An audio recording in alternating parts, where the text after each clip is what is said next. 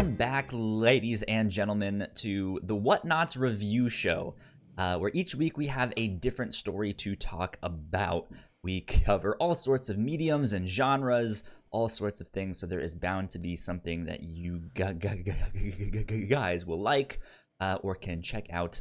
You guys can hop in at any episode you want. But for today, we are talking about an audio drama podcast, Marvels. I'm excited to talk about this one, but we'll get to that in just a sec. My name is Kyle Springer, and I am joined, as always, by Melissa Wilkinson. Yep. Melissa, how are you? I'm sweaty, Kyle. Oh, no. I went to the grocery store this morning, and just hauling all those bags up 3 flights of stairs really did it to me. It's the lack of exercise we're all getting really hits different when you have to like walk upstairs. Now that we're all in quarantine. Yeah, and I've been like trying to exercise more, but then I got paranoid, like I'm breathing too heavy. Even if I have a mask on outside, I'm still breathing too heavy to go outside. My germs will get out. I'll infect someone and kill them. Maybe I shouldn't go outside. How do I breathe less? Lots of worries. How do I breathe less? Right, I might be overdoing it. Breathing seems to be the major problem nowadays. So I'm like, should I do it less? If I breathe less, can other people breathe more? How is the breathing economy out there, right? Right. Should I save this? Give some to others? It's funny because this past week Nintendo released a free game on Nintendo Switch, which is just a jump rope game. And you take the Joy-Cons off of the Nintendo Switch and you act like you're jump roping. And it's just like, okay, Nintendo, thanks. That sounds whimsical. Yeah, it's good. Let's see. Yeah, my week has been good. I've been playing a lot of video games since The Last of Us Part 2 just came out. Been up till like 6 in the morning for the past 2 nights. So I am running on very little sleep at the moment. But it's good. I am here and I'm going to bring the energy. So thank you. Yeah. Yeah, so today we are talking about Marvels, the audio drama podcast, based off of the graphic novel of the same name. Let's see, I have it right here with me so you guys can see it. Haha, Marvels! It is. Ooh. The graphic novel was by Kurt Busiek and Alex Ross, but this audio drama is by a whole bunch of different people that we have covered multiples of their stuff on the show in some way, shape, or form. I know it's written by Lauren Shippen, who also did the Bright Sessions podcast. I know it's directed by Paul Bae from the Black Tapes, as well as the Big Loop. I know sound design was by Misha Stanton. Yeah, like just some superstars within the audio drama podcast sphere. They got together to work on this. I remember Paul Bae tweeting about this when he was like traveling to go do something, and he put up some tweet where TSA was like, well, why are you leaving the country? He goes, oh, I'm hired by Marvel to go work on something, and the guy thought it was some movie or something like that. He's like, nope, just a podcast. So, good stuff. Melissa, let me ask you this. Yes. Where did you hear about this podcast? Was I the first one to mention this to you, or have you seen this? Oh, absolutely not, Kyle. Oh man, I was hoping I'd been hearing I'd been hearing a bunch of commercials for this. I think this was originally on Stitcher Premium. Correct, yeah. It's out in the public now, and they're connected with the Earwolf Comedy Podcasting Network. So I think I heard a bunch of commercials for this on like Comedy Bang Bang and How Did This Get Made? Gotcha.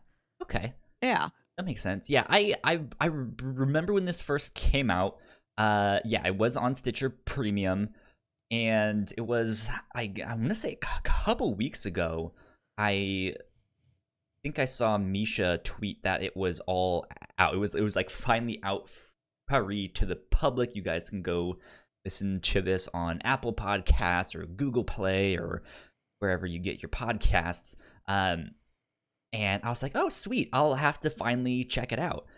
Yeah. And last week on the show, we covered the very first 10 issues of the Fantastic Four from Stan Lee and Jack Kirby. And we had a great time with that. There was some ups and downs. It was a very different writing style from modern day comics and stuff. So it's a little bit different just to get used to. But I wanted to pitch audio dramas this week, and I threw this one in there as a potential follow-up because this focuses around some characters kind of following up the Fantastic Four's big fight with Galactus, their first big fight with Galactus, which I remember correctly is in issues like 48 through 50 of the original comics. So it's somewhere in there. It's old comics, but then there was this much more recent graphic novel, which kind of took a different spin on things, and this podcast is now doing their own version of the graphic novel. There you go. What did you think now that we've dived in? I like this. It's really well produced, really high end. Deep sound design on this one. I do appreciate this is one of the most well sound designed podcasts I have heard. The story's neat. I dig the structure of it. I was never entirely sure where it was going to go. And it was neat to hear a Marvel superhero story. Yeah, sure. I know they've done this before with the Wolverine podcast, which I think I have pitched to you, but we haven't picked yet. Yeah. So this is the first one I've listened to. Cool. Yeah, it's in terms of production and quality and acting and all of that stuff, it's fantastic. I enjoyed it a lot for that stuff. However, I'm gonna be honest, I ended up not liking this. I think overall it was fine. I think it ended up being a case of they borrowed the name of this graphic novel, and it ultimately had nothing to do with the graphic novel. Oh. Well, I've never read the graphic novel, so I have nothing to compare it to. So that, I think, is where my disappointment stems from. But yeah, if you've never read the graphic novel, first of all, I highly recommend it. It's fantastic. But yeah, if you're not familiar with what the actual story is, I think this is perfectly fine. It's a great story. I think I just have some personal attachments to know what this story was, and then they didn't do that, and I was like, oh, I kind of would have liked to see the other thing. But yeah, I understand. Oh well, yeah. There you go. Let's see. Let's do a quick synopsis of what this audio drama was all about, and then we will get into some housekeeping and spoilers after that. This audio drama follows a photographer and journalist, Phil Sheldon, as well as one Ben Urich. And they are investigating the aftermath of the Fantastic Four's fight with Galactus. They have come across some new information, some theories by J. Jonah Jameson, that maybe this whole Galactus thing was a hoax. And at first they're just like, oh, it's J. Jonah Jameson. He's up to his normal shenanigans. And then he actually starts mentioning a few things, and they're actually like, well, that's... Yeah, you might have something. I guess we should investigate that. And upon further investigation, yeah, they conclude this whole thing was a hoax. But the story does not stop there. They continue investigating as more and more evidence comes to light. They run into Peter Parker, into Spider-Man. Yeah. They talk with the Fantastic Four. They talk with the Silver Surfer. There's all sorts of characters that pop up in this one. So I think if you are a big fan of comics, just in general, or the MCU, just you like those movies, I think this will be right up your alley. Yeah. Good, or if you good like story. other semi-investigative audio dramas, like if you did listen to Black Tapes or Tannis or Rabbits or something like that, I think this would also fit right in. Another thing I want to mention that I didn't know going into this podcast is that it's a period piece. It's all set in like 1966, like old school, the original era of the Fantastic Four. This is not a contemporary story. Yeah, it's like a couple years after the Fantastic Four have been around and stuff. This is still like at the start of the Marvel universe, so to speak. But yeah, it's an interesting one. I kind of showed the graphic novel a little bit last week when I was pitching it, but it's all painted by Alex Ross. Yeah. He does all of those like superhero paintings and let me see if I can show you guys again more of his stuff. If you're a comic book layperson like me, you may have seen his work on Kingdom Come. Yes. Is that right? The Yeah. DC Comics graphic novel. Yeah. I will mention, which I couldn't tell you what that book is just about, a sec. but I've seen imagery from it, and I recognize that, and another person may as well, if that helps you place the style in your mind. Exactly. Let me I know Alex Ross did the artwork on that, but didn't Kurt Busiek write that one as well? I don't know.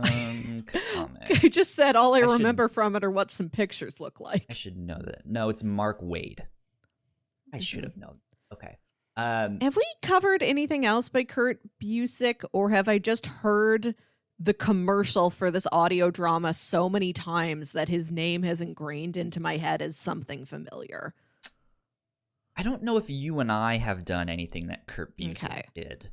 Back on the Whatnauts podcast, when it was just me and Paul, we covered... God, why am I blanking on the name? We covered... It's Astro City by Kurt Busiek. And that is kind of this indie superhero tale, but it's about like the everyday lives of the people that live in the city, of these superheroes, like the stress that is behind the powers of like having super hearing and being able to hear everything and just like not being able to turn it off, or what it's like for a normal person to ride the bus to work while the bridge is shut down because there's a villain fighting and stuff like that. It's a really good book that I think you guys should also check out, which I guess would have been one of my recommendations at the end of this. Here it is at the beginning. Yeah, here it is at the beginning. Yeah. Also, hi Jack. Jack is in the chat with us today. Thank you for joining us. Yeah. If you guys would also like to be in the live streams of this, we do live stream this for our Patreon supporters at the $1 tier. So you guys can go to patreon.com/thewhatnauts and support us there. Did you have anything else that you wanted to add to kind of general synopsis or your thoughts on some of that stuff? We should also mention Marcia, who's like the third point of this investigative team. She is a college student. She's also a photojournalist. She's kind of like Phil's protege that he's training, and she's working on a video documentary about everything that's been happening, and she's got very personal ties to this disastrous fight that happened. It's an interesting story to kind of let you know how it lines up with the graphic novel. Mm-hmm. The graphic novel kind of mentions that there is this conspiracy that maybe it was a hoax, but that's not what the graphic novel is about at all. The graphic novel follows Phil Sheldon through his career as a photojournalist, covering the original Human Torch, to when Namor first starts walking out of the water, to when Captain America first shows up, to when the mutants first start appearing, all of that stuff, to when the Fantastic Four first get their powers, all sorts of stuff, to the death of Captain Stacy, at which he's just like, you know what, maybe I'm done with this. The world is not a great place, and these heroes, so to speak, maybe aren't the best people, because they're blaming Spider-Man for the death of Captain Stacy. And then he ends up meeting up with like Luke Cage and other people. He learns that the police don't suspect Spider-Man, and he goes, okay, maybe they're not all that bad. And then he meets Gwen Stacy, and he's like, man, she's fantastic. I like her. She's a good girl. You know what? That's why the heroes are here. They're here to protect people like her. Mm-hmm. And then she gets kidnapped and thrown off of a bridge, and Spider-Man tries to save her, and the whiplash snaps her neck. Yeah, so he ends up retiring, and I think his kids then kind of pick up the mantle after him as still more heroes start showing up. But yeah, it's just these like snapshots of just what it's like to be a normal person amongst these people with powers. Whereas the podcast that we listened to today was like, let's go deep into that one thing that they mentioned, how the whole Galactus thing might be a hoax, and do an investigative journalism podcast, which is a great story. Like, it fits super well. I like that. I think I just would have liked to see that. Like, I want the snapshot of like, how did all of this entire Marvel universe fit together and stuff through the eyes of this one guy there. But yeah. Yeah, I would have liked to have seen that. I like that idea of just a civilian in New York City who just has superheroes appearing in their life over and over again. It's like, oh, we've got these 4 people who went to space and weird things happen to them and they got superpowers. Okay. We have a spider guy. Oh, there's a guy who shoots lasers out of his eyes. Like, this is going to keep happening? Is this life now? Right? What do I do about this? Yeah, it's good.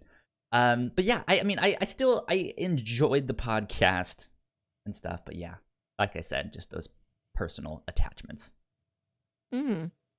Cool. Well, let's get into housekeeping, and then we will move on and dive in a little bit farther and start talking about the plot and spoilers and all of that stuff.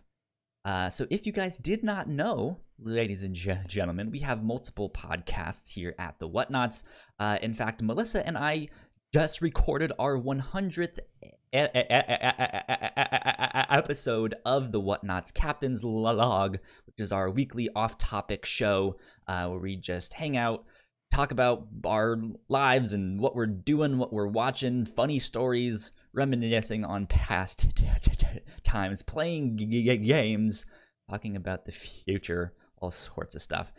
We got to play some Mad Libs, some trivia, some two truths and a lie, all sorts of stuff for our big 100 episode celebration. It was a lot of fun. I think you guys should go check that one out. You guys can find more info on our website, thewhatnauts.com, or wherever you listen to your podcast. Just type in the Whatnauts and our shows will pop up right there. I mentioned our Patreon, patreon.com/thewhatnauts is where you can support us. We have all kinds of exclusive content as well that you guys can check out in the next week or so here. I should be putting up a Patreon exclusive episode of the Reactor Core, in which we are talking about movie trailers from the 90s. From the 2000s. We already have one up from the 90s, but we're about to do one from the 2000s. And we will eventually have a third one of that from the 2010s. And we've been talking about what all of these trailers are like, and the trends that we are noticing, stuff like that. And it was good. It was a lot of fun to do those. So, yeah, these have been some of my favorite things we've recorded this year. These trailer episodes, they're real goofy. For sure, yeah.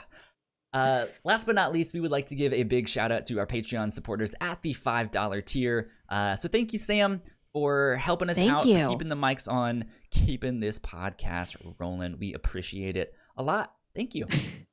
Much. Yeah, if Sam doesn't give us that money every month, this on-off button on my mic does not work. Yeah, that's how it works. Ceases to function. Yeah, so thank you so much. But with that, let's get on to spoilers.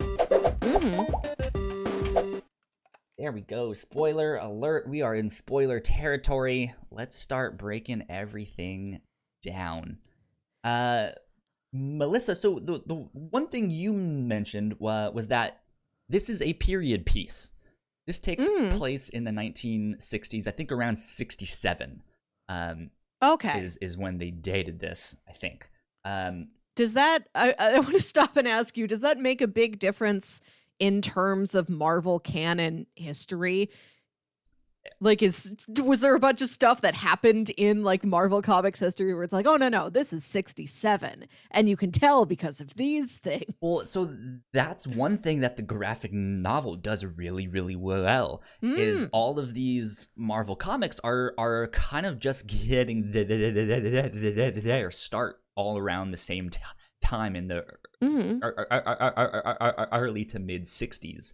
So yeah, you see this photographer who is, photographing the original Human Torch fighting with Namor, and then the next day there's those mutant protests at the college, and he like, there's just this like feeling in the air. Like, I mean, we've had the Black Lives Matter protests, which I guess I should mention. I forgot to say that all this month we are donating our Patreon money to the ACLU. So 100% of our proceeds will be going to the ACLU. If you would like to join us on Patreon for that would be amazing. However, you don't have to join our Patreon to donate. If we were the ones that did kind of inspire you to donate and stuff like that, it'd be neat if you guys could take a screenshot of your receipt and let us know, so that we can tally up all of that stuff at the end of the month here.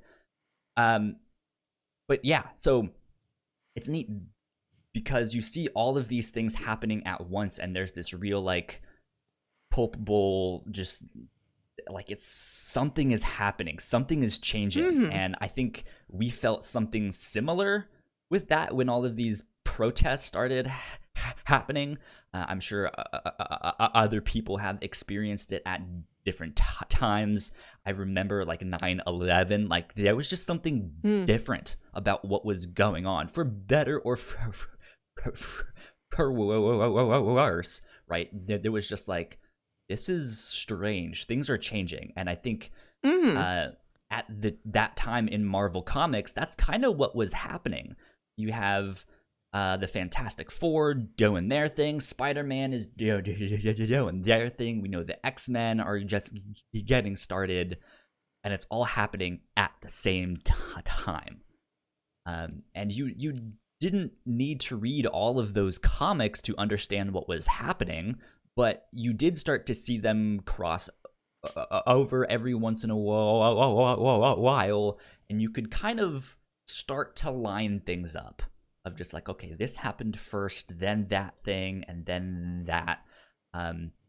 So I guess in terms of the podcast,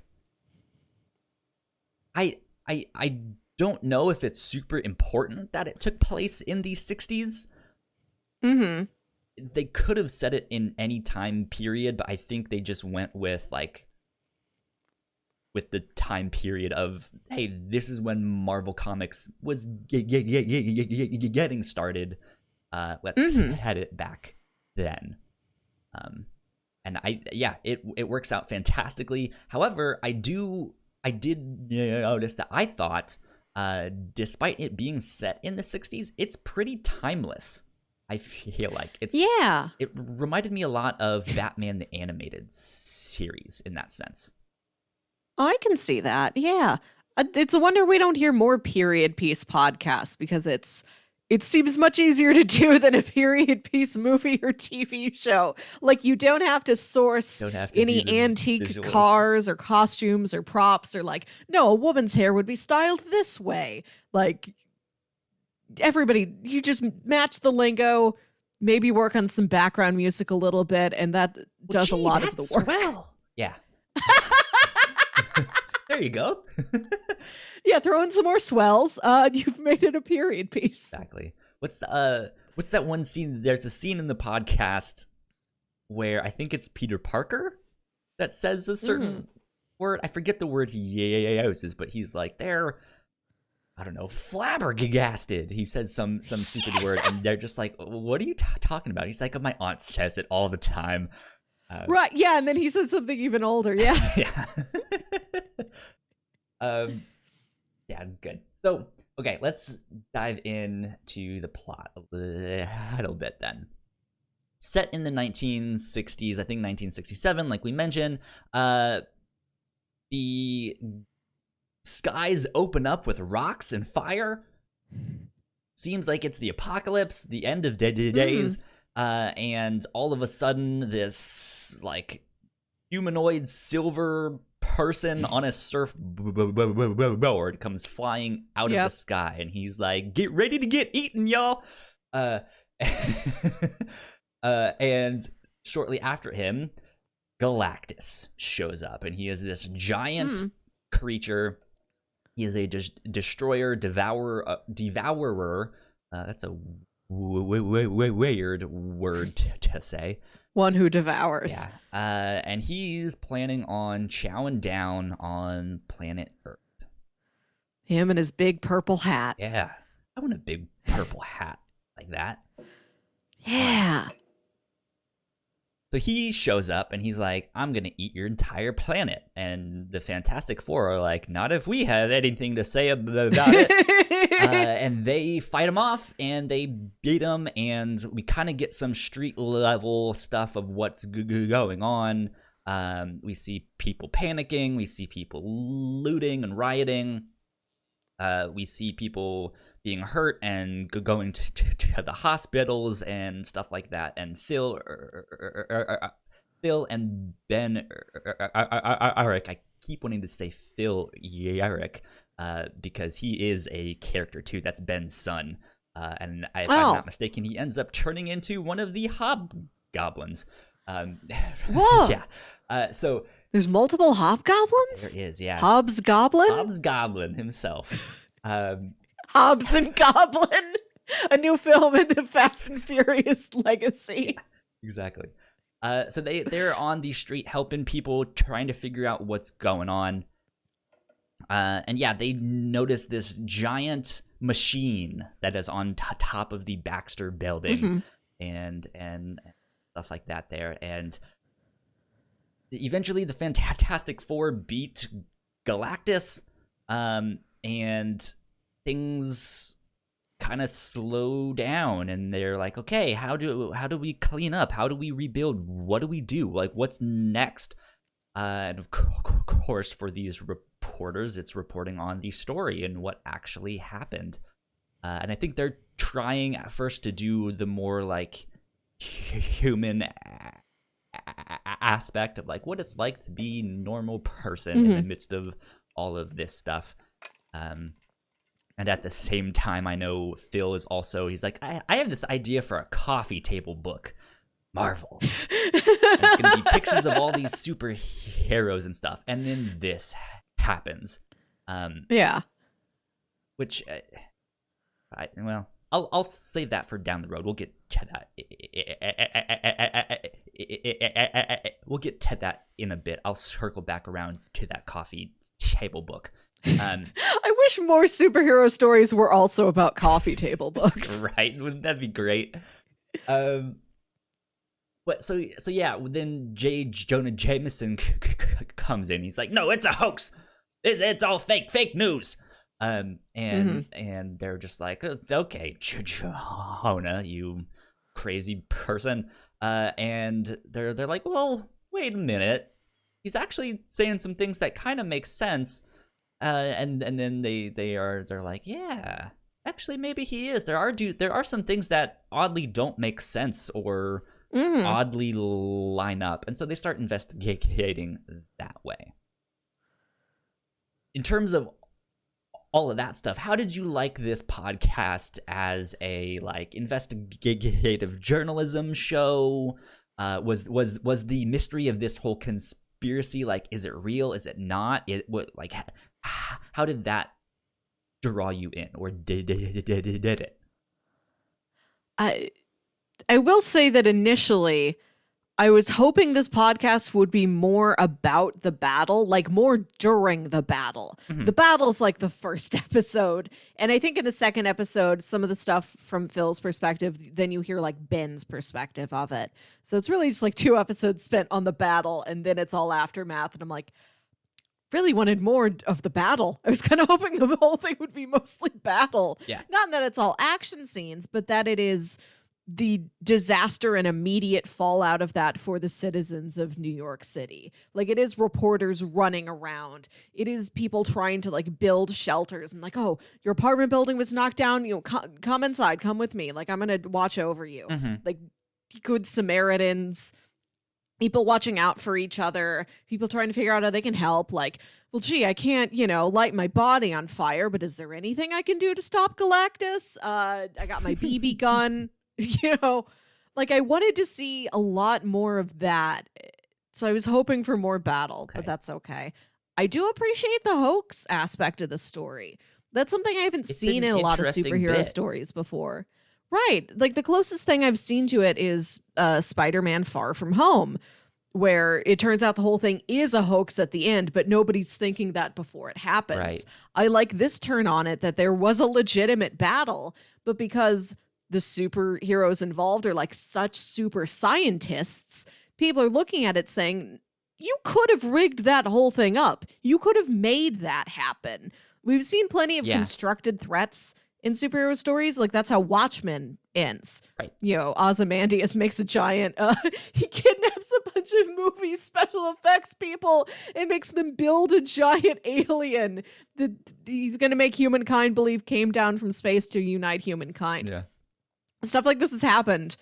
But I like that this is a world where the people think that is likely. Even if that isn't the case, they're still well, Reed Richards is smart enough to make a guy show up that looks this is happening. Considering the time period it's set in, and that this is the start of things, or it has been for a couple years now, it's still one of those things of these kinds of people are new. They have all sorts of godlike powers. Can we trust them? Can we believe them? They seem to have helped a lot, but they also destroy a lot of property and people get hurt and stuff like that. Is this are these people that we should really be putting our faith in and stuff like that? And I think this podcast does a good job of portraying that no superhero is really qualified for what they're doing outside of the fact that they have superpowers. They are just folks. Yep. They're just folks who are now, rock people or invisible or covered in fire or real stretchy. But beyond that, they're trying their best just as any citizen in the disaster would be. And when you get the interviews with all the Fantastic Four members, Sue says something really poignant. She tells them, we're explorers. We are not soldiers. This is not something we know how to do. Right. We're trying our best here. Yeah. Which is, I think, one thing that I don't think any of the Fantastic Four movies have really explored yet. I guess I haven't seen the most recent one, but I think it's on Disney Plus. I saw that earlier. yeah, I think it came out this past week on there, right, or something like that. Yeah, but like they very rarely get the family aspect right. They very rarely get the fact that, yeah, they're not soldiers, they're not fighters. They're like they have learned to fight out of necessity, but they are explorers, like you said. They are scientists. They are just your everyday New Yorker, but just all of a sudden now has these super powers. And I guess depending on what variant of the story you have, they might not even all be scientists. Like, we just read those original comics. Reed is a scientist, Ben is a pilot, Johnny is a teen, and I'm not sure what Sue's background is. She may be She's only a party girlfriend host. and sister. Yeah. Right. It didn't seem like she was necessarily a scientist either. So this is a team with one very, very smart guy and his 3 pretty normal, competent friends. Yeah, Sue ends up just like her quality in the early comics is woman. Yeah.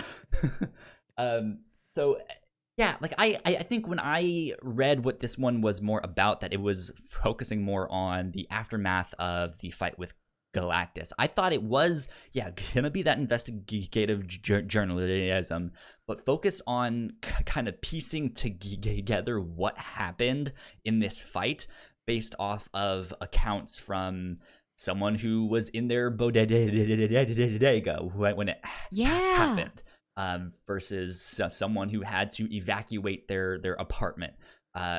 Mixed with interviewing. I would have wanted more of that. Yes, Sue, of just like, what were you actually doing up there? Or, hey, we finally got Alicia Masters to give her side. Well, she didn't see anything because she's blind, but she's in on the, like, she's in with them since she's the girlfriend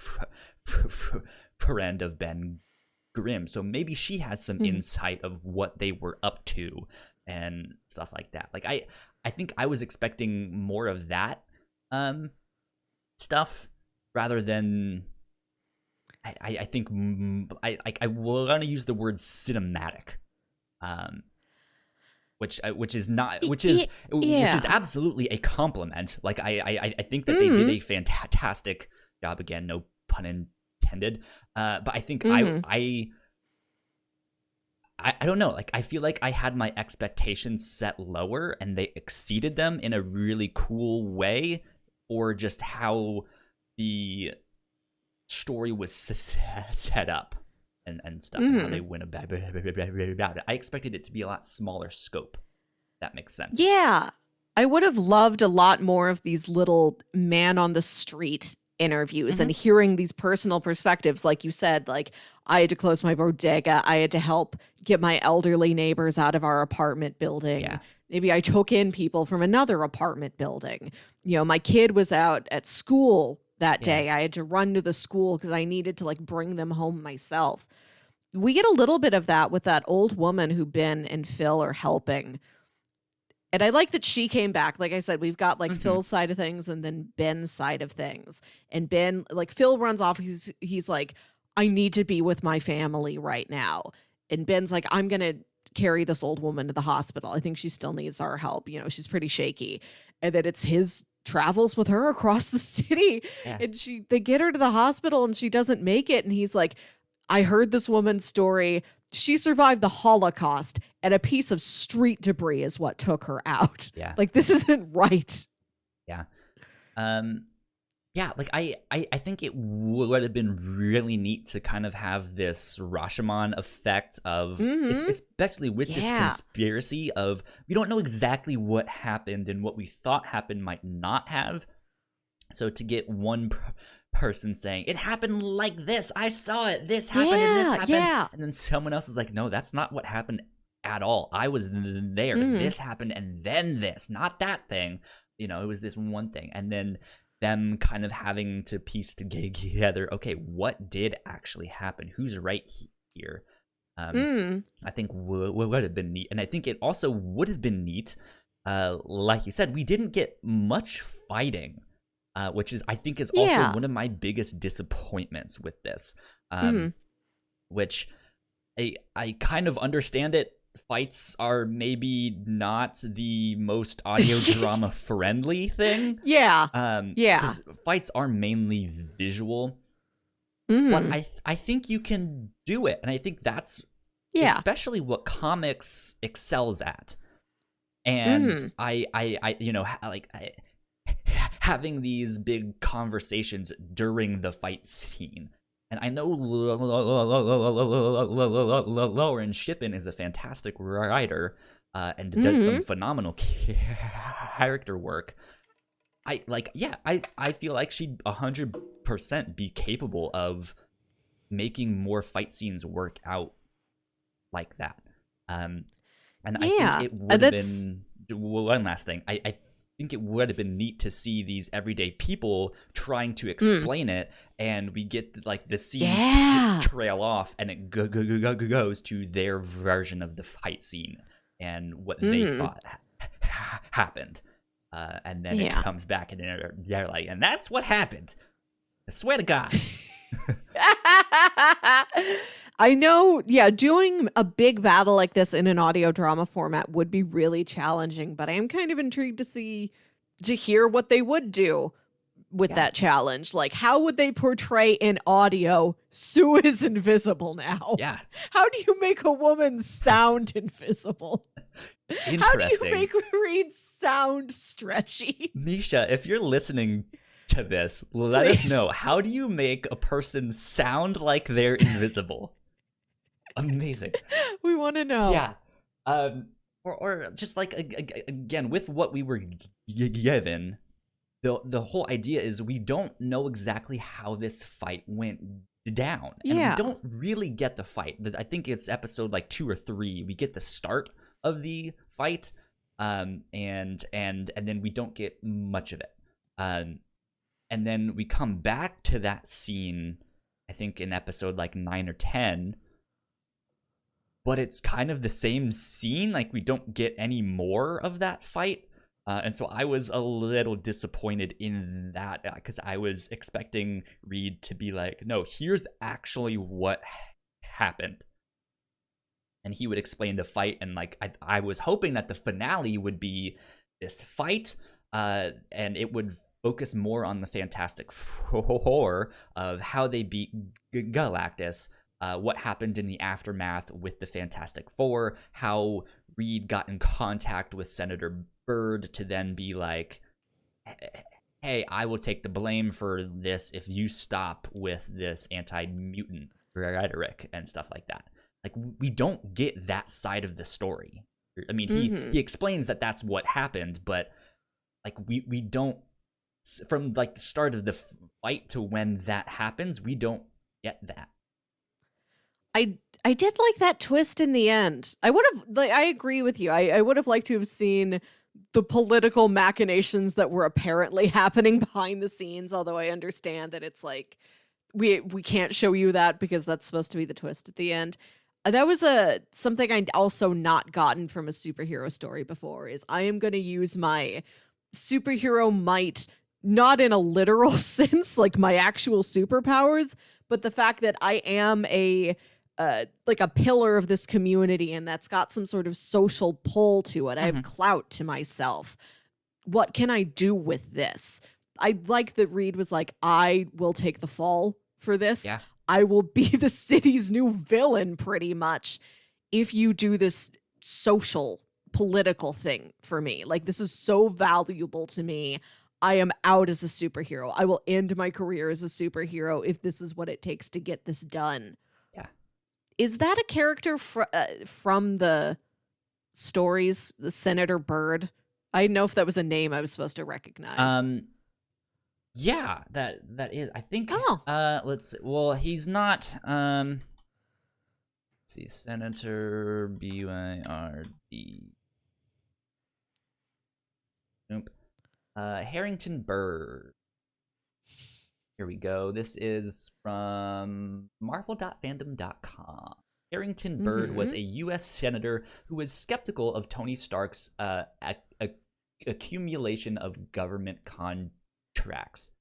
Blah, blah, blah, blah, blah. Bird suspected Stark of destroying his own plants and being a communist spy.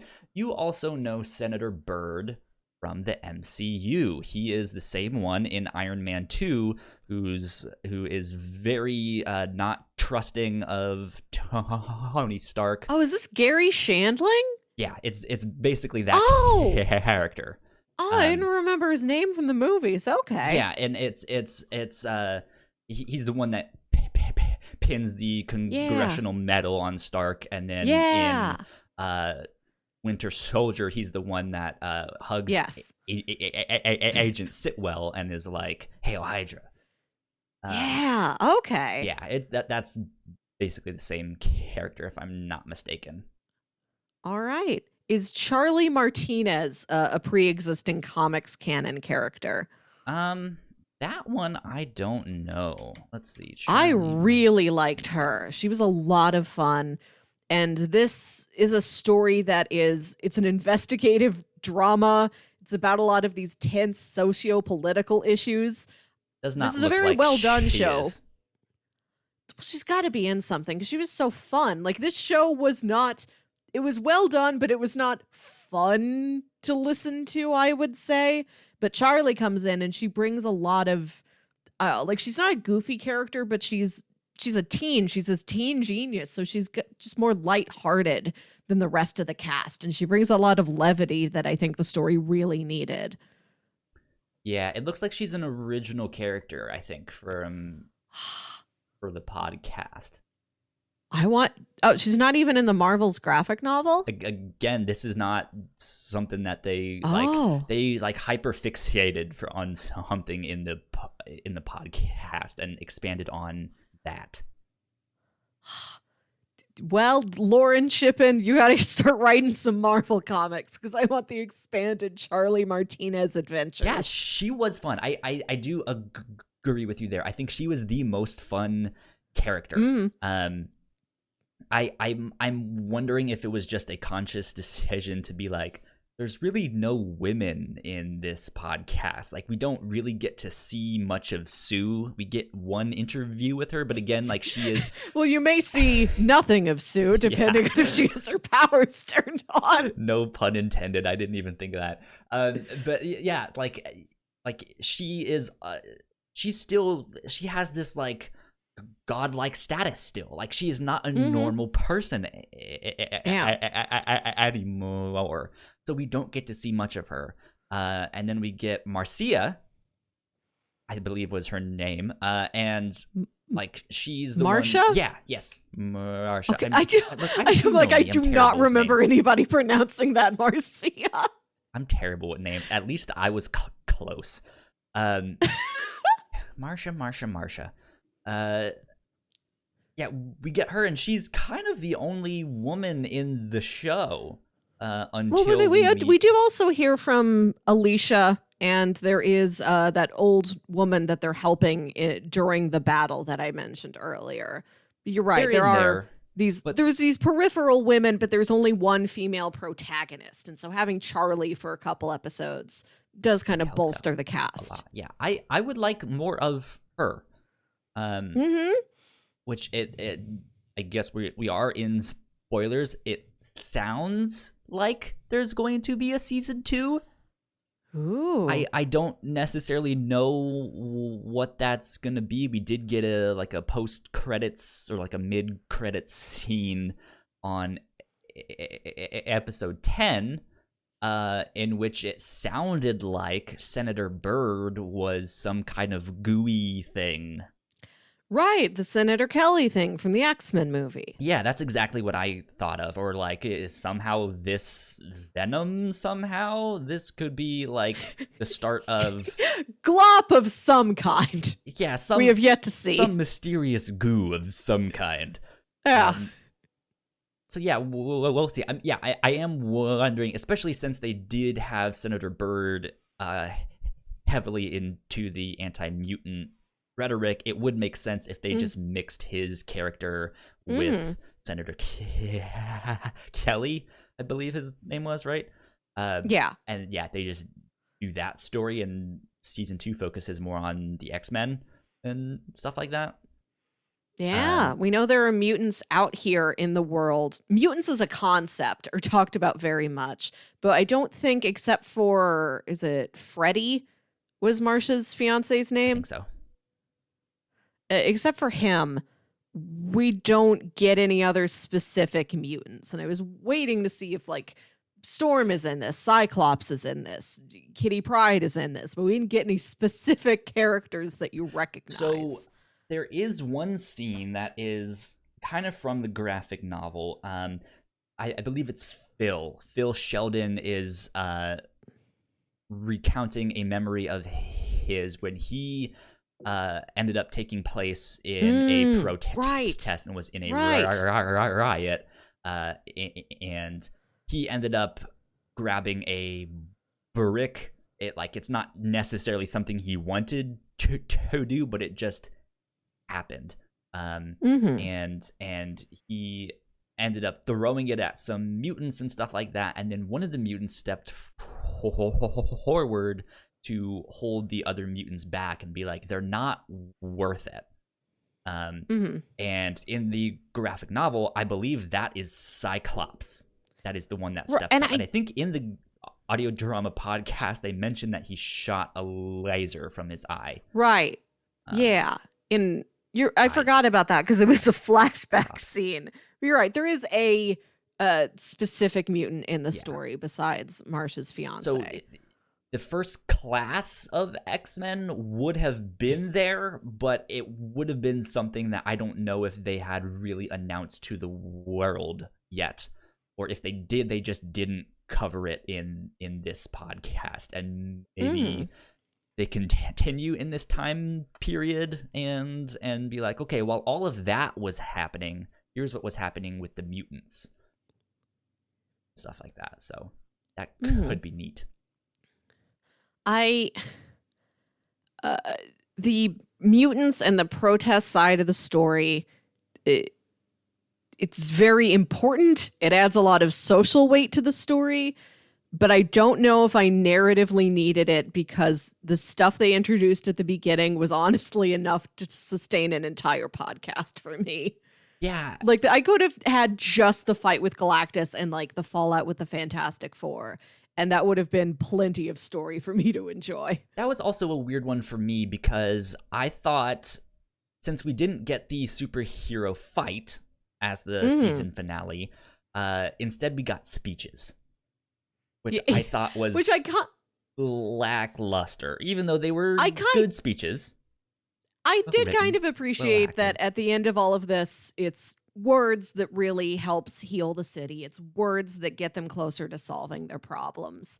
Yeah. My heart appreciated that. They have good messages too, right? Yes, it is about like, hey, we need to work together. These guys are people too. Like, just because the color of their skin is different or they have some kind of power that you might not, doesn't mean they're less of a New Yorker,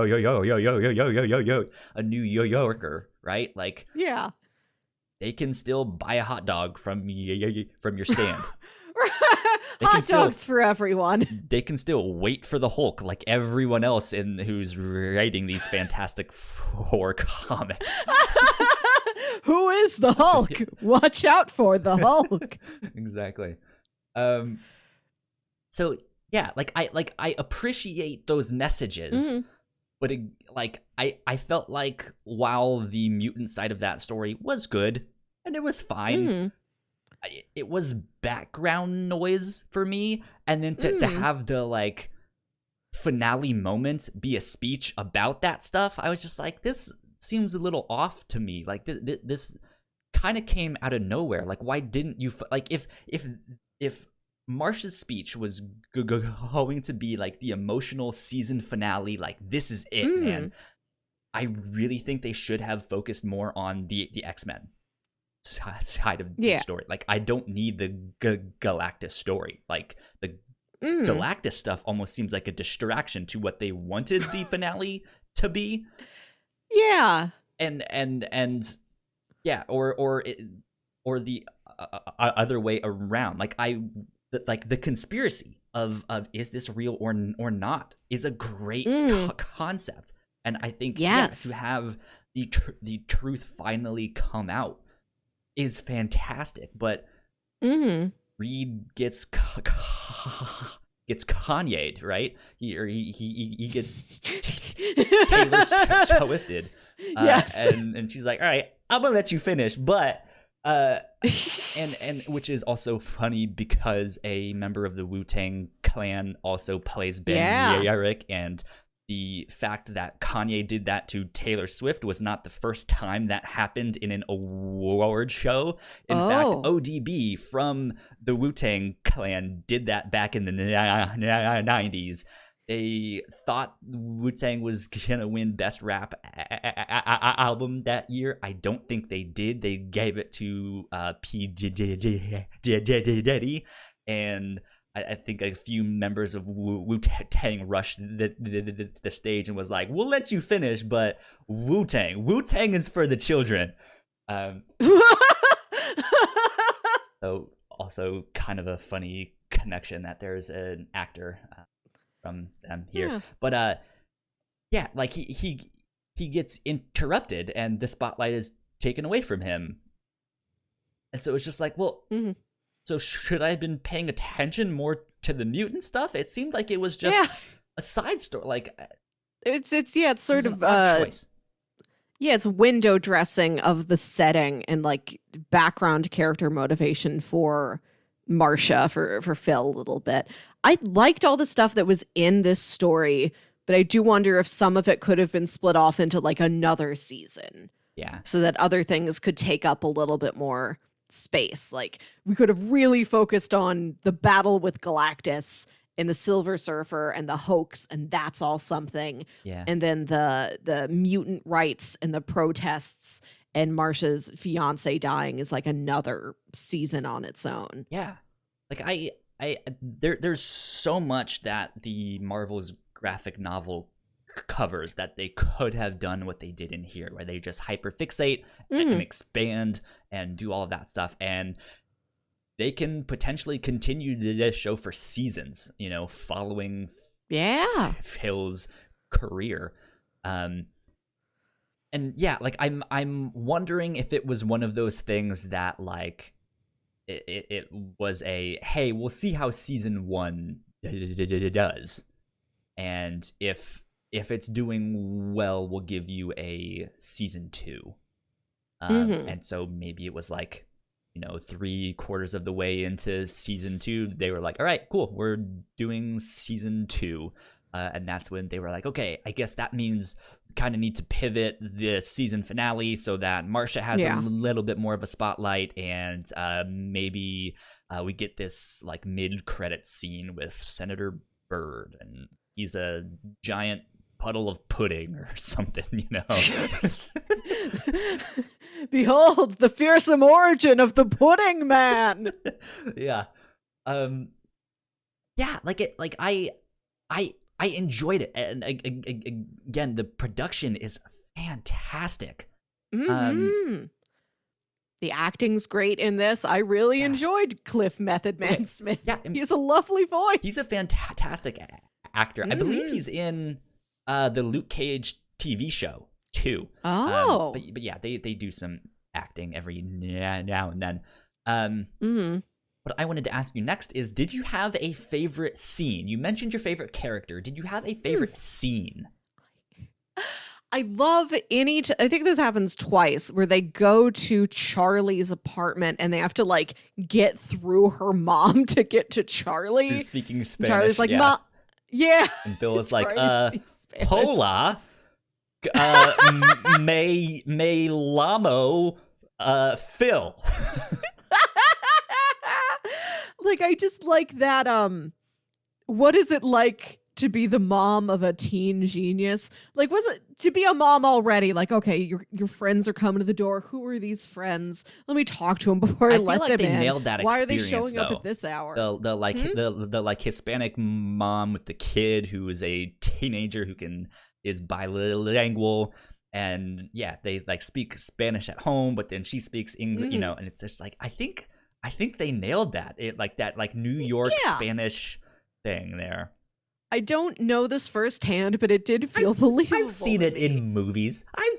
I've seen movies before.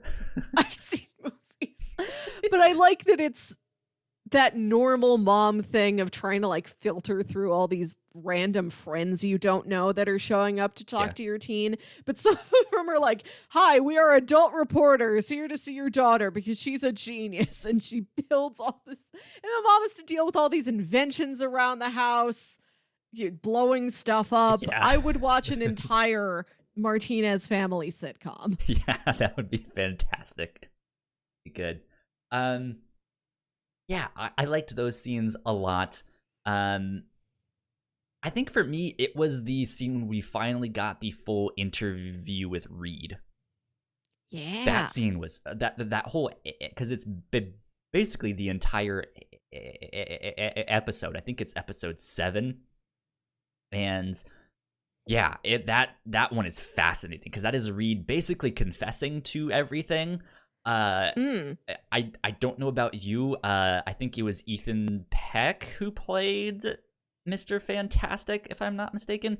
Oddly sounds a lot like Dr. Richard Strand. Right. Paul. I got such Richard Strand vibes. What are you doing there? Like the same like dry, humorless, flat. Yeah, it's perfect for this. I loved it. They made Richard Strand a lot. Yeah.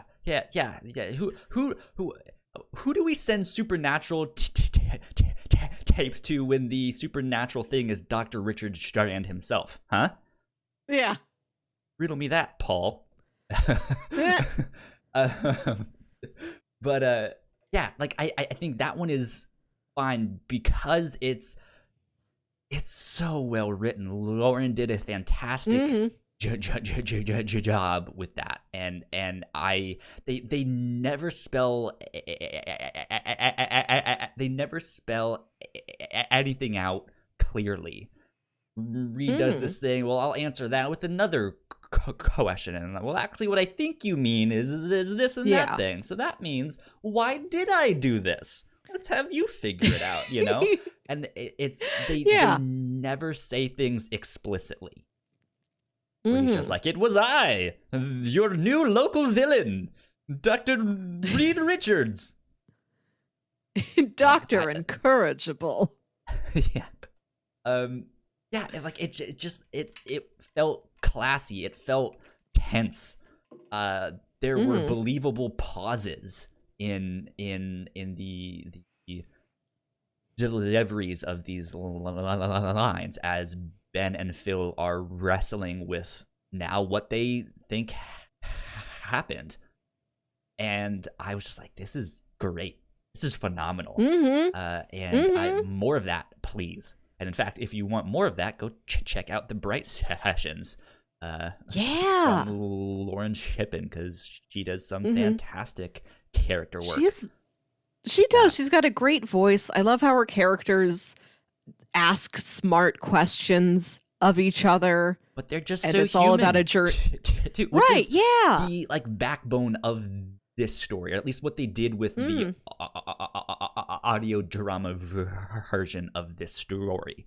He's like, I have this idea for a coffee table book called Marvels, about these godlike figures that have powers and all of this stuff. And by the end of this, it's this revelation that, like, actually they're people.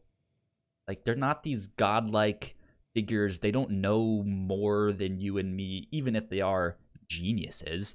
They're just people. And I think that is where Lauren Shippen really shines.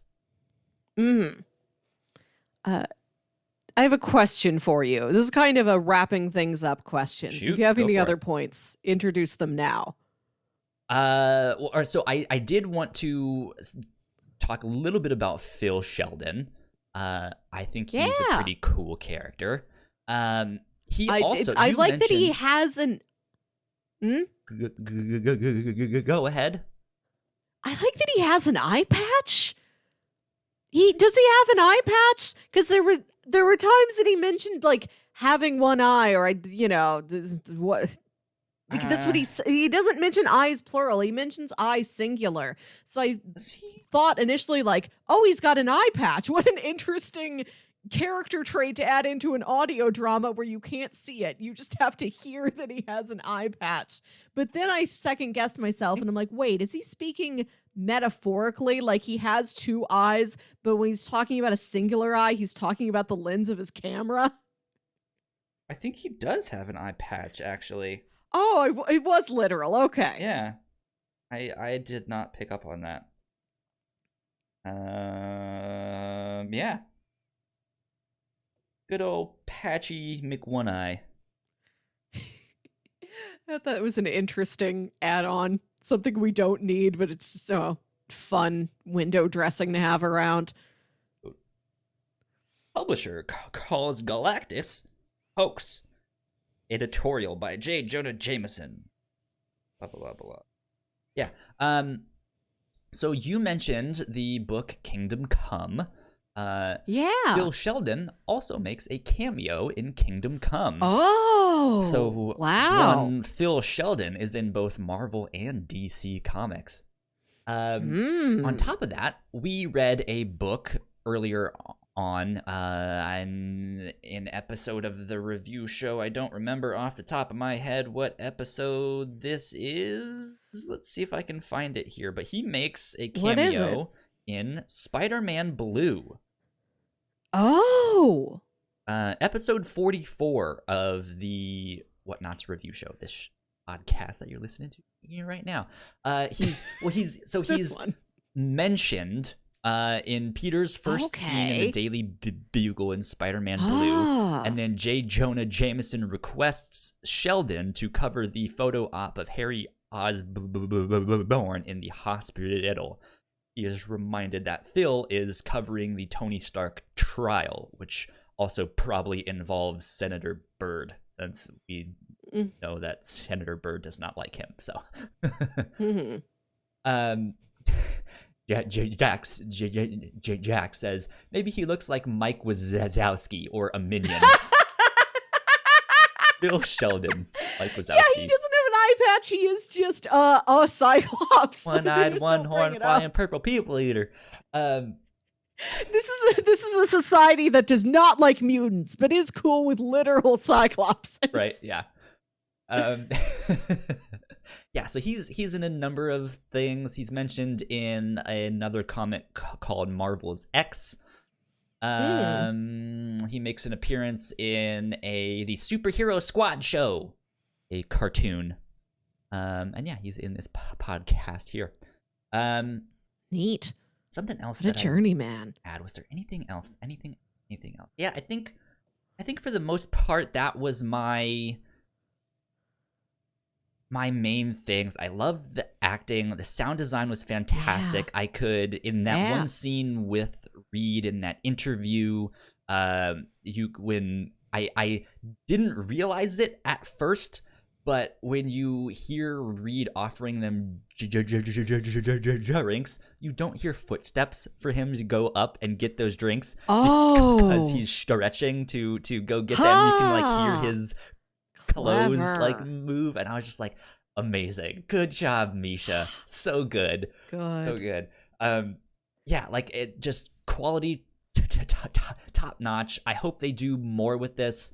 I don't know what they're going to do exactly, but yeah, I hope we get some returning characters, more of Phil, more of Marsha, more of I don't remember her name, Charlie Martinez. There we go. More Charlie. Yeah, I would like to hear from this cast again. I want a second season just to know if Marsha's okay. She goes through a lot. She does. Yeah, or how her documentary did. Does that change people's hearts and minds? Who knows? Yeah, or I'd like to meet her dad. I think it's mentioned that her dad used to work with Phil, and that's why Phil is taking her on as a protege. Yeah, I think that'd be good. But yeah, right, Kyle. Season finale, I think to me, a little disappointing. Didn't get the fights, and we end with speeches, and then the speech that we got was one that was from a side story. It seemed strange. I think that if like minus my attachment to how good I think the original graphic novel is and what it does. Yeah, I think that is my biggest disappointment, that it ends pretty poorly in my opinion. But yeah. Okay. So this audio drama, you've mentioned that it is produced and created by people who have worked on audio dramas that we love, Yes. that we've listened to before. And I think these, you and I have not covered these, but in the previous general The Whatnauts podcast, you and Paul did talk about the Bright Sessions and Ars Paradoxica and the Black Tapes. Who else from the world of audio dramas would you like to see take on a Marvel property, and what would it be? Oh man. I would love to see the Night Vale team with Doctor Strange. Oh, that is really good. Yeah, I think that would be really cool. I think I would like to see well, I like, that's the thing. I don't necessarily want to like typecast them and be like, you did a sci-fi thing in space. How about like, the Wolf 359 Gabrielle Urbina, what other you have to do Guardians of the Galaxy, another ragtag team on a space. Like I don't necessarily want to say that, but I don't know. Like I want to see some kind of Marvel cosmic thing. Some alien sci-fi world. I don't know.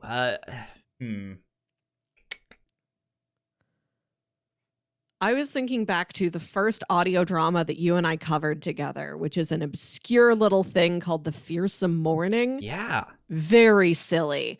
And it's stories about this like this college-age kid that gets an internship working for his favorite morning TV show host. I got an idea and for who's that just one. like an eccentric weirdo, and he has to keep doing all these weird requests like, well, he only wants to poop outside now. He thinks that's healthier for him. So we have to learn how to build an outdoor private bathroom. And he only wants this color of shower curtain to surround the bathroom.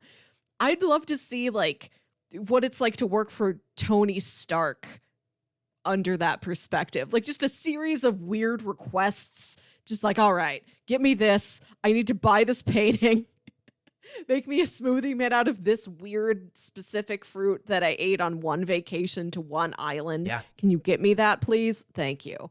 I was gonna take that same concept, but it follows Betty Brant as she works as a secretary for J. Jonah Jameson. Oh my god. Oh, that's perfect. Yeah, and just all the ridiculousness that she has to deal with. If we do want to go the kind of investigative reporter route, Marvel did a couple, I guess you could call them spin-off books. I think the first one started with the Civil War event book. A couple well-known journalists and reporters broke off of the Daily Bugle and started their own news company called Frontline. One of the main characters of that was Ben Urich. And he starts his own like investigative journalism thing of like, what was really going on here with Civil War? What was the behind the scenes story? They cover Secret Invasion too. So yeah, like I think that would be an interesting thing. Like, give me like a newsroom drama, not necessarily what we got in this podcast or what we got with like the Black Tapes or Tanis or stuff like that, where it's one person investigating a singular story. I want the story of the newsroom. Ooh, yeah. Like the drama between the reporters of like, well, how come he gets that desk by the window? If he's sitting there, he gets to see more stuff. Like, he'll be the first one to know, and all of that stuff. And as well as, oh my God, the scrolls are here. They're everywhere. Don't trust anyone. You're a scroll, I bet. Like, you know, like what happens when that happens, right? Yeah, like a workplace, the dramedy maybe. I'd like to see it be slightly it can have some comedic moments and stuff like that. Yeah. I think the King Falls AM team is really good at measuring out its tone and knowing when to be funny and when to be very serious. King Falls AM taking on Moon Knight, I think, would be incredible. Oh, that's good. Moon Knight has multiple personalities. Some of his graphic novels, it shows him teaming up with like Wolverine and Spider-Man and stuff like that. And by the end of the book, you learn that those were all just figments of his imagination. And he's just like out in the street yelling into the nothingness, just being like, Wolverine.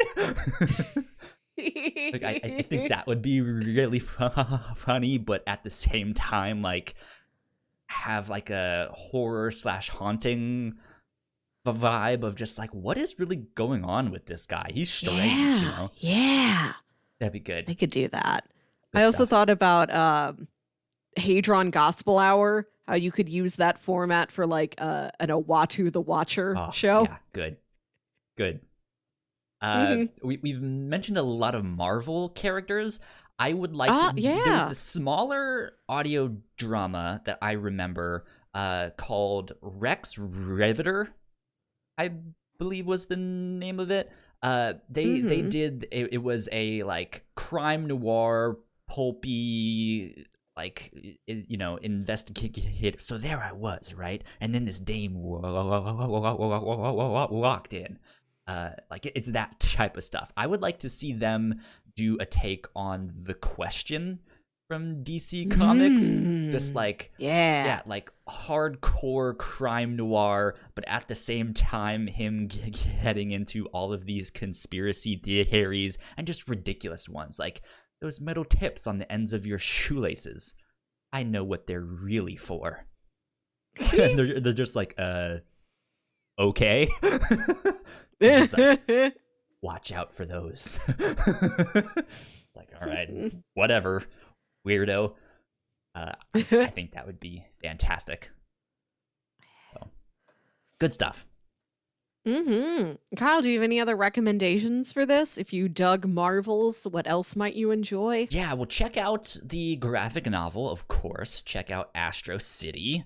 Like I mentioned at the start, because that's kind of just this it's about this city that superheroes exist in, and it's an anthology.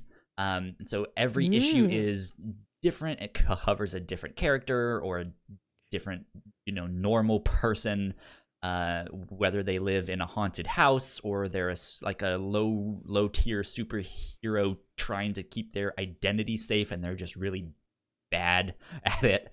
Or they are like the Superman character and what that stress is like when you just can't turn off your powers and stuff like that. It's really good. It's fantastic.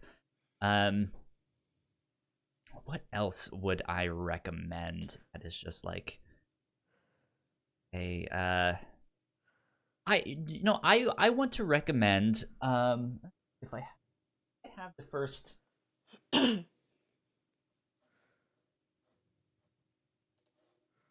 This is a comic called Irredeemable. This goes it's by Mark Waid and Peter Krause. It's a 10 there's 10 volumes in this entire series. It's not as much of the like, check out the early days of superheroing. What were those like? This is a story about a world's Superman-like character who suddenly goes evil and does this irredeemable act. and people are kind of coming to terms with this.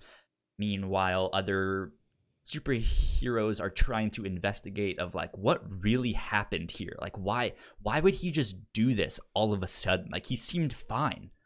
And it's an interesting story. Where it ends up is a very surprising twist, and it's really, really cool. It's just like, that's neat. I like what they did with that. So I highly recommend that book. That's also by Mark Wade, who we mentioned with Kingdom Come. So there you go. Those would be my recommendations. Cool. If you want more audio dramas, I mentioned some of my favorites earlier. Wolf 359 and King Falls AM, I think, are both really strong. And like I said earlier about King Falls AM, like good at managing tone. Wolf 359 is a bit of an odder case where it starts off as almost a whole comedy and ends at almost a whole drama. But there's some good parts in the middle where it's a little comedy, a little drama, a little horror, very good sci-fi, lots of stuff going on there. Those are some of my favorites. And I inadvertently watched a movie this week that's set in this same time period. Oh, nice. Which I thought was interesting. I watched Scary Stories to Tell in the Dark, which I did not know. Yeah, based on the classic kids' books of spooky stories. Yeah. That movie is set in, well, it starts on Halloween, but like the climax of the movie is election night 1968 when Nixon is elected. It's such an interesting backdrop to pick for this movie. And like one of the characters' their big conflict is that they're a draft dodger. Okay. So he's trying to outrun all of these monsters, and he's got this stress over like, should I keep running? Should I do my duty? Should I go be a soldier? Interesting stuff that movie plays with from that socio-political setting, in addition to like spooky things, ghosts and monsters that hug you and absorb you into their body. And, you accidentally eat a toe from the garden. Oh, I hate when that happens. The worst, man. Yeah.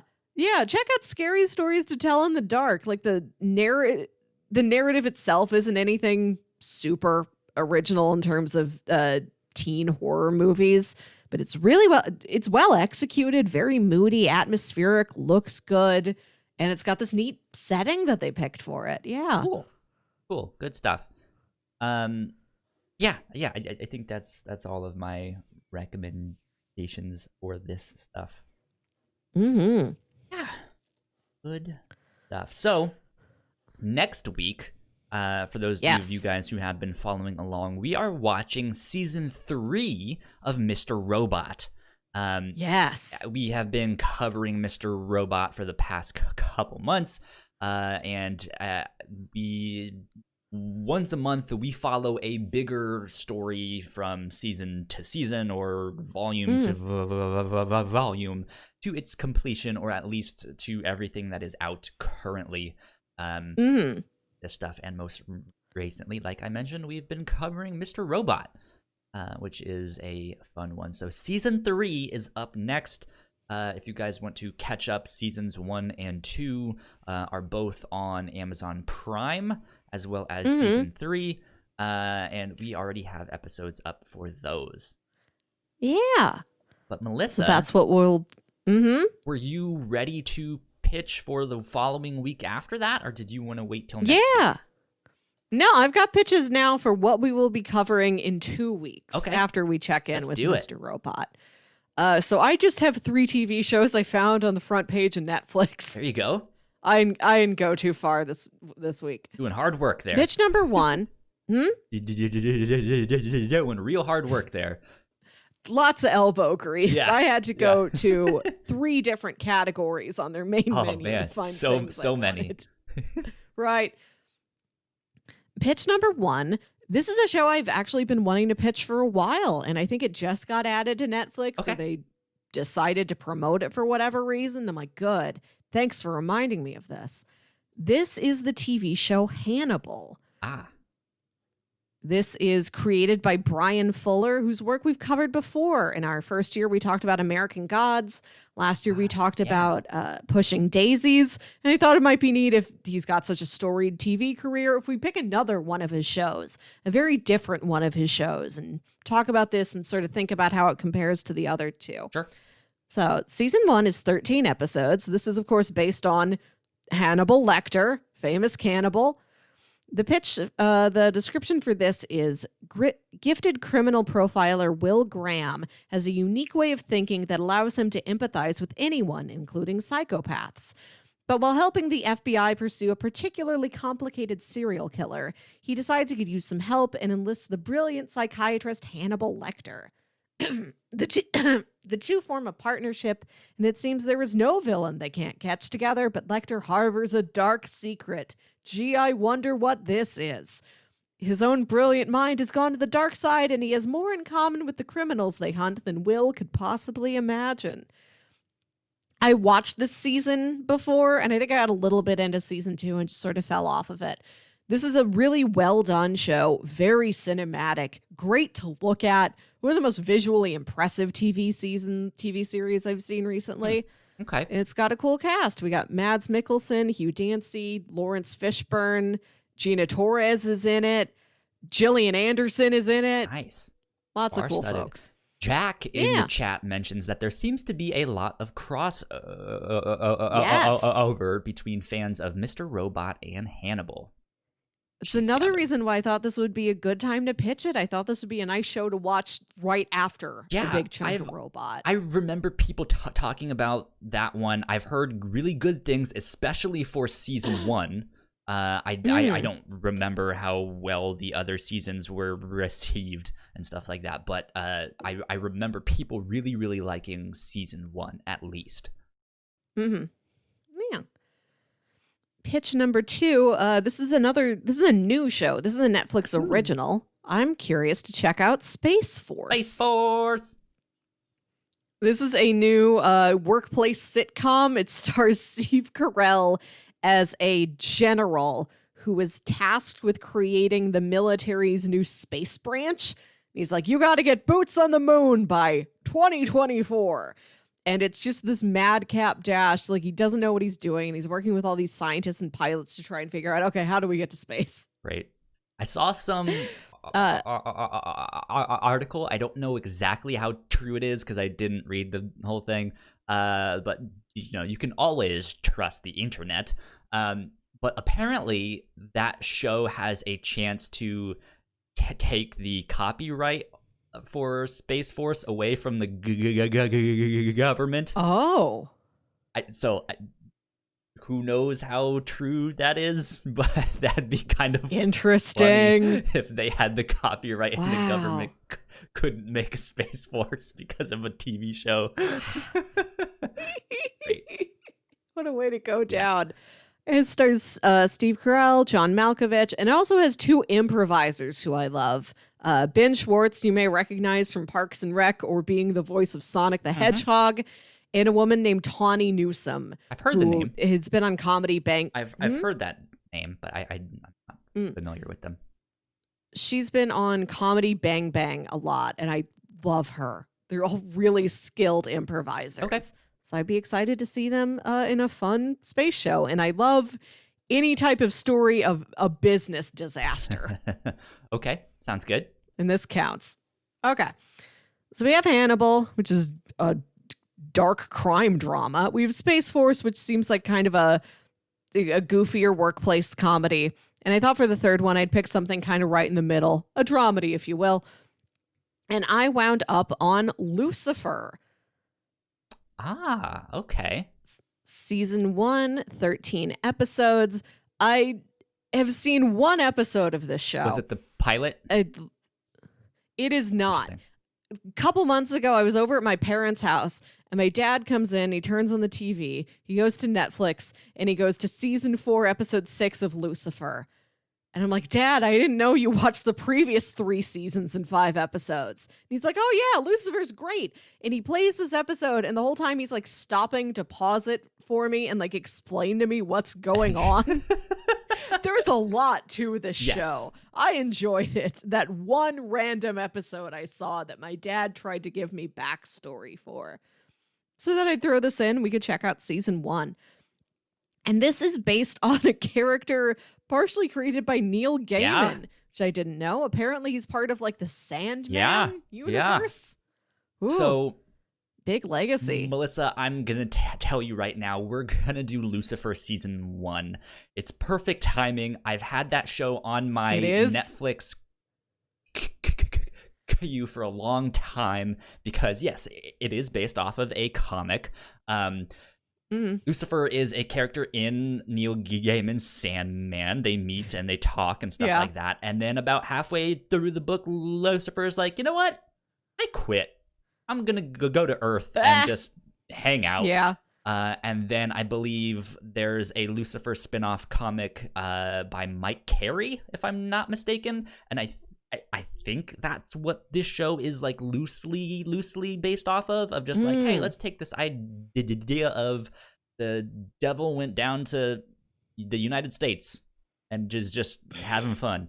And I actually started watching this show last week. I watched the first 2 episodes. Oh heck, you've a head start. So I that's why this is perfect timing. I just started the show on my own time, and so Wow. This was the filler pick for me. I thought you'd go with one of the first 2, so I'm like, I don't know what else does Netflix have. It just happened to work out. But yeah, I have heard decent things about this show, and I know it's getting a 5th season, I believe, but I also heard that there was trouble with that 5th season. They announced it, and then they announced that there's something went wrong and we might not get the 5th season, but Netflix still has the thing of like, it's official, season 5 is coming soon. So I'm sure it's when I googled the show earlier to double check like how many episodes is this, what's the basic description for this, apparently there's going to be a season 5 and 6. Yeah, because it was not originally a Netflix original show, but it was on Fox. I think so. Yeah, and it got canceled or something, and then Netflix picked it up for season 4, and I think they're doing season 5 and 6 too. But it's an interesting premise. Devil goes to Earth and then helps to solve crimes.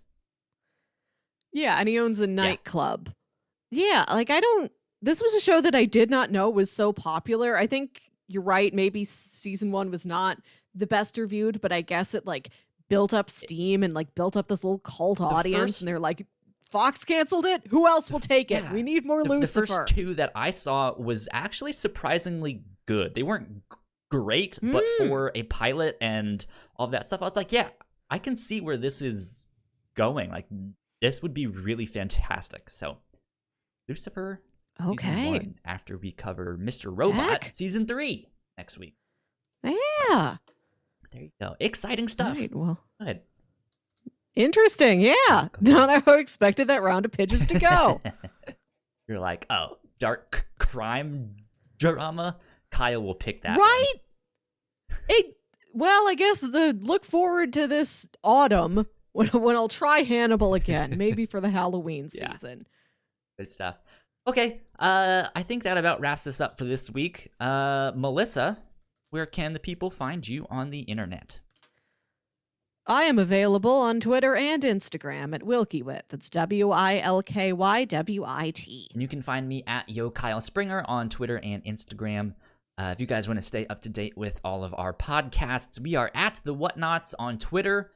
Go like, share, subscribe, do all of that stuff. Go watch us on YouTube. I think we're sitting at 74 subscribers on YouTube right now. So if you guys could help us out and subscribe, that would be fantastic. We are pushing for 100. We'll get there one day. Indeed. But yeah, I think that is about it for us. Thank you for tuning in and listening. We will be back next week for episode 112 of the Whatnauts Review Show. Until then, bye. Bye. Thank you so much for checking out our podcast. We hope you enjoyed that one. Let us know in the comments down below what you guys would like to see Marvel's podcast cover next. Maybe the X-Men? We want to see the Avengers? Who knows? Let us know down in the comments below. And in the meantime, go subscribe to our channel, which is right up here in that corner. And go watch one of our other videos right down here in that corner as well. That would help us out a ton. And until next time, sayonara.